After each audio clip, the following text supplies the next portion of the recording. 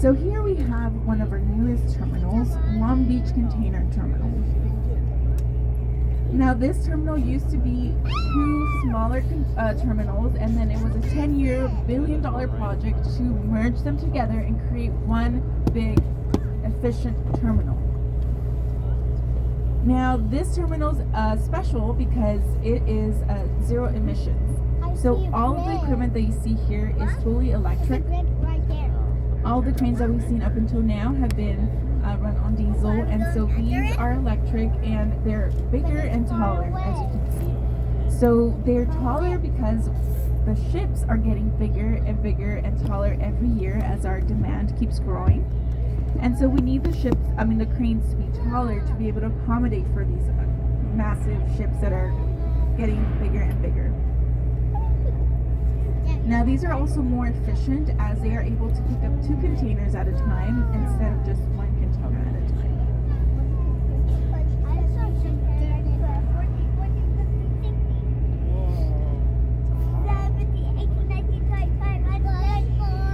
So even the sorting cranes that we see in the back are zero emission, and then they also have what's called an AGV, or automated guided vehicle. And you can kind of see them moving in the back if you see the containers behind the ship moving.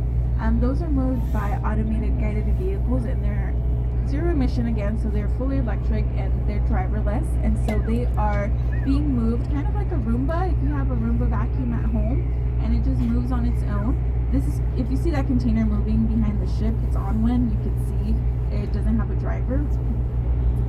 And there's a bunch of sensors on the floor, and it's able to scan what, if you could think of a QR code, it's able to scan them on the containers, and it knows where to take that container and where to sort it. So once it starts to die, the battery starts to get low, it takes itself to a battery switching station where the battery will get switched out to one that's fully charged, and it can keep working.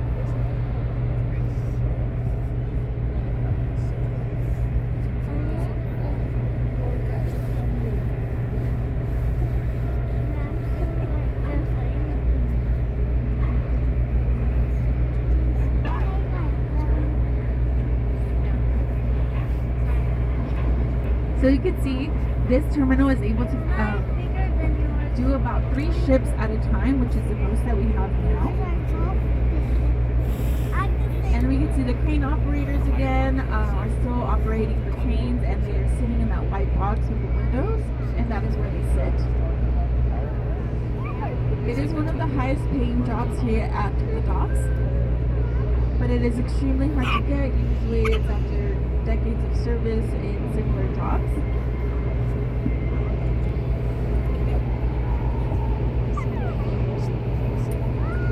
They get paid around $300.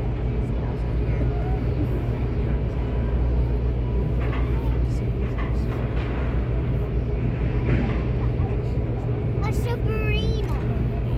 So up ahead in front of us, we see this oddly shaped building. That is cement. So it is cement from Mexico, which is where the name comes from, and that is what they have in those silos. It was shut down at some point during the pandemic, but they recently opened up again their Daddy operations. loves concrete. Mine too.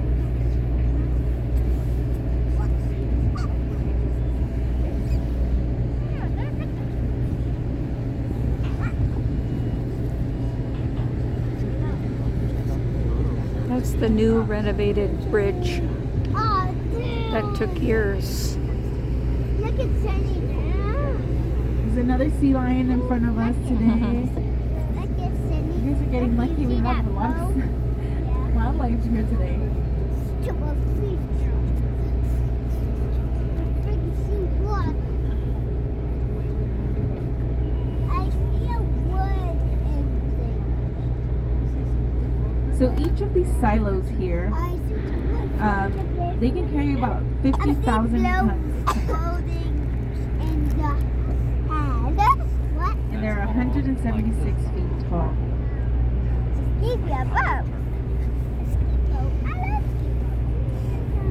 Yeah.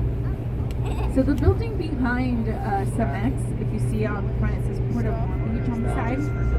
this is our historic transit shed. So it's no longer in operation. It is pretty abandoned, but it's a good look at how cargo used to move before we got these fancy cranes and all of this equipment, and the ships were getting bigger. So this was built in the 1950s, and it's a good example of how cargo was moved before containers were introduced. So cargo used to be unloaded by hand, if you can imagine. Things used to come not in containers, so the ships were a lot smaller. And the ship used to come up here, and then everything used to get offloaded by hand and be stored inside Hi, this building. Riley. And it would take weeks to unload just Hi, one small Zach. ship. Hi, Zach. Now, these massive ships that we have are unloaded in 2 to 3 days. Hi, Albert. Oh, hi, Cindy. Hi, Zach. Hi, Zach. Oh, hi, Henry.